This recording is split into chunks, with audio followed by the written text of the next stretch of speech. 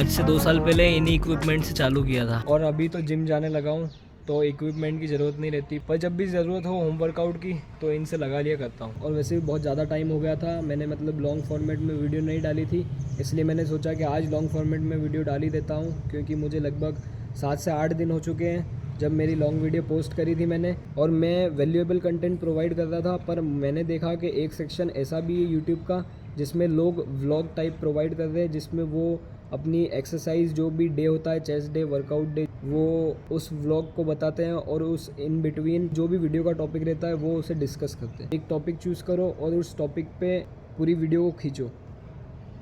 वैसे तो मैं अभी छत पे आया था धूप लेने, क्योंकि विटामिन डी भी ज़रूरी होता है। और मतलब इन छोटी छोटी चीज़ों का ही ध्यान देते देते हमारी बॉडी में अच्छे सिग्निफिकेंट चेंजेस आ सकते हैं। वैसे तो मैं इनमें ध्यान नहीं रखता, क्योंकि मैं आज ही आया हूँ छत पे, अभी वीडियो के कारण आ गया हूँ, वरना मैं छत पे नहीं आता हूँ। वैसे तो माइक्रोज और मैक्रोज भी ट्रैक करने चाहिए, पर क्या होता है कि वो बहुत ज़्यादा ही हो जाता है, मतलब कि तुम बॉडी बिल्डिंग के अंदर एकदम घुस चुके हो और मतलब काम कर रहे हो अच्छे से, तो जब उस पर ध्यान दिया जा सकता है। पर अभी क्या है कि अभी मैंने बस कैलोरीज ट्रैक करना चालू किया है, वो भी मतलब उससे अच्छे रिजल्ट्स नहीं मिल पा रहे, क्योंकि मैं जो कैलोरीज कैलकुलेट कर रहा हूँ मतलब कम ही खा रहा हूँ, तो मेरा वेट नहीं बढ़ पा रहा है, वेट बढ़ नहीं रहा है और फैट इंक्रीज होते जा रहा है। तो इसका एक ही मेन रीज़न हो सकता है कि मैं ऑयली फूड खाता हूँ। जो भी घर पे सब्जी बनती है 2 बार मैं घर की सब्जी खाता हूँ, तो कोशिश करेंगे कि घर का जो खाना रहे उसमें कम से कम ऑयल डला हो, क्योंकि मेहनत तो उतनी हो रही है पर रिजल्ट उतने अच्छे नहीं दिख पा रहे। मैं घी भी थोड़ी रोटी में ज़्यादा लगा के खाता हूँ टेस्ट के लिए, तो वो भी थोड़ा हटाना पड़ेगा, मतलब अपने गोल पर फोकस करना पड़ेगा।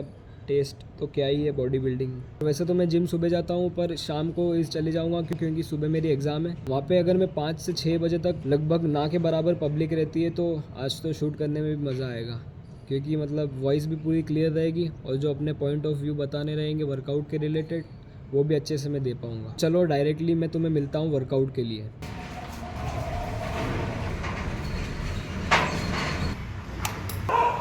तो भाइयों फाइनली वो टाइम आ ही गया जिसके लिए सुबह से वेट किया था। तो 5:30 बज चुके हैं और मैं अपने आज के रिसर्च के साथ आ चुका हूँ जिम में, और आगे का वर्कआउट मैं तुम्हें दिखाता हूँ।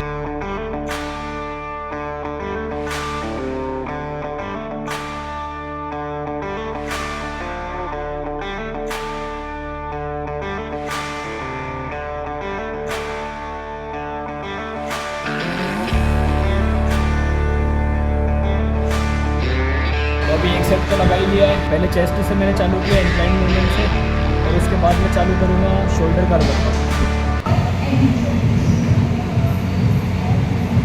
वेट भी अटका ही हुआ है, बढ़ ही नहीं रहा है जब से। मैंने पहले भी चेक किया था तो वेट मेरा 54 ही था, और अब भी चेक किया तो 54 ही है।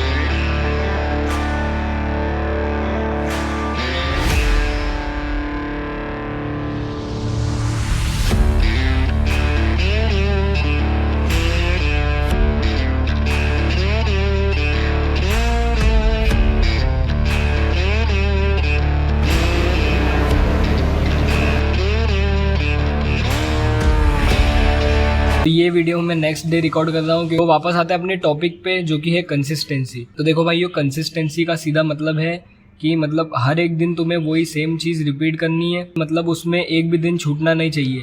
और अगर वो दिन छूट भी रहा है तो तुम ये सोच कर चलो कि तुम्हें प्रोडक्टिवली उसे कैसे भी मैनेज करना है। तो देखो, कभी मैं अपना ही एग्जाम्पल लूँ तो मेरी एग्ज़ाम थी कल, एक ही एग्ज़ाम थी मेरी, MST चल रही थी अभी, तो एक एग्ज़ाम थी। और फिर मैं एग्ज़ाम दे के घर आया तो मैं लगभग 4:50 से कॉलेज से निकल गया था, और घर पहुंच गया था लगभग 5 बजे।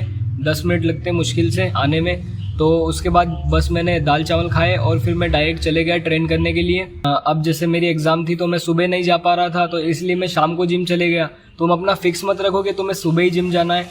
वैसे मेरा तो फिक्स है कि मैं सुबह ही जिम जाता हूँ, पर अगर मेरा बाई चांस कुछ भी छूट जाए या फिर मुझे पता है कि मैं सुबह वर्कआउट नहीं कर पाऊँगा, तो मैं ये कोशिश करता हूँ कि मैं शाम को वर्कआउट करने चले जाऊँ और कंसिस्टेंसी ना टूटे। मतलब दूसरा पॉइंट मैं ये बोलना चाहूँगा कि अगर मान लो कि तुम्हें उस चीज़ के लिए शौक है, मतलब तुम्हारा जिम जाना एक शौक है, पैशन है, मतलब ये शुरू से किसी किसी को होता है कि शुरू से वो जिम जा रहे हैं और फिजिकल हेल्थ पे ध्यान देना अच्छा लगता है, तुम वो चीज़ करोगे चाहे कितनी भी अड़चने आ जाए, क्योंकि वो तुम्हारे लिए एज सच कोई एक स्पेशल चीज़ है। अगर ये मान के चलो तो मैं बोल सकता हूँ कि जिम का टाइमिंग मेरे लिए बेस्ट टाइमिंग होता है सुबह से शाम तक का।